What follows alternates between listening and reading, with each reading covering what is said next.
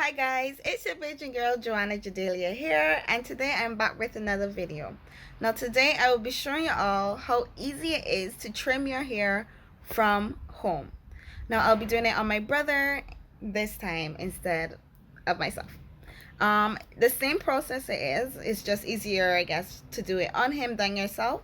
So if you're looking to get your hair trimmed, then it's okay to ask for some help.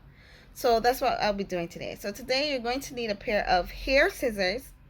Hair scissors, guys. Do not use stationary scissors.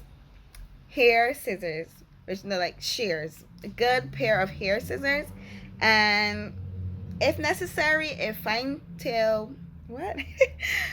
A fine tooth comb and rat tail comb. And that's all you'll be needing. So just let's get into the video. Okay, so I just combed out his hair a little bit more. Sorry. So this is what we're working with. Could you please time? And now I'm just going to show you how I'm going to be trimming his hair.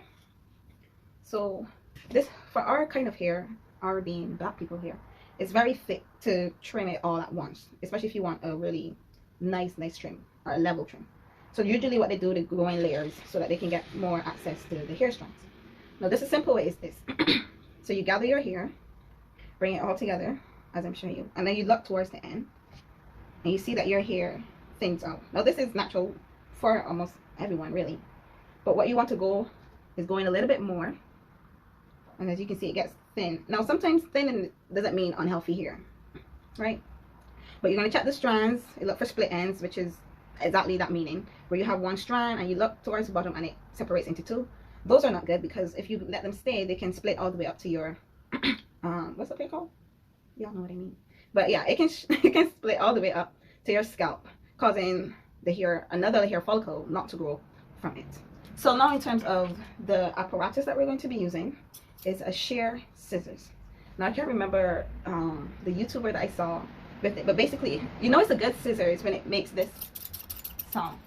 And I remember when I was small, it's just like that you think that it's not like it's about to fall apart, right? Because it's so weak. But these are actually good because it allows you to get really thin with your hair strands at the bottom. So that's what I'm going to do. And I'm not going to be cutting a lot off of his hair or the ends, because he at the back of his head is really healthy. It's mainly the front that I noticed. But we're still going to trim off a little because it does need a trim. And he also has a lot of single strand knots, and yeah, so that's what we're going to be doing now. Y'all see the thinning? Yeah. So I'm just going to show y'all because maybe y'all could have seen that better. So as you see how his hair is thinning right here. Yeah. Okay. And let's go. So I'm going to take my pair of shears. You know, something all professional. And that's what I'm just going to do. So I'm going to trim it from the back because he's going to mostly wear his hair down this way and not across like that. Just to give it a good even. Okay, so I stretch it out and I hold the hair between my index finger and my middle finger just to keep it all together as like a ruler, a clamp. And we're just gonna cut across.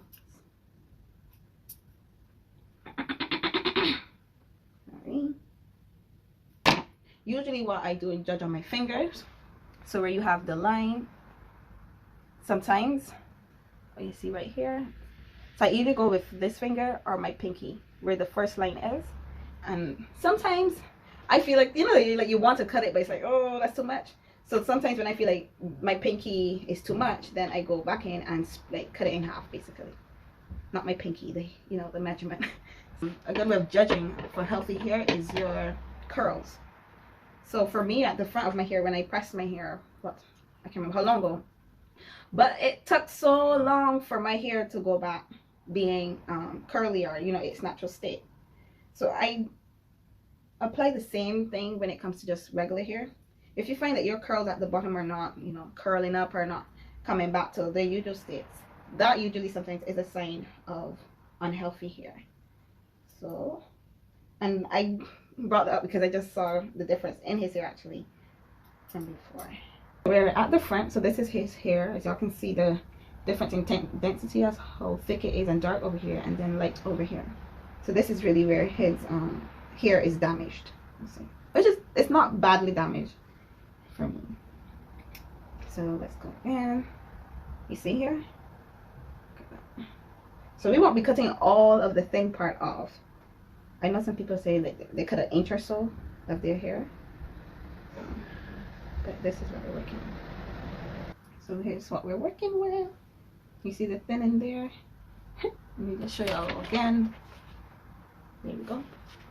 So I'm going to take my shears again. And I'm going to move my, move my finger along here and see where his hair starts to really thin.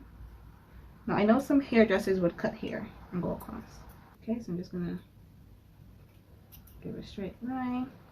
Then I'm gonna go back in with the fine comb, which will bring them all back together. So then now when you look at the bottom, you start to see that they all kind of have either the same curl pattern or they're curling back to normal state. And they're not all stretched out and dried up. Okay guys, so that is how I do trimming, and yeah, so that's how you do a trim at home. And don't forget to like and subscribe. Bye.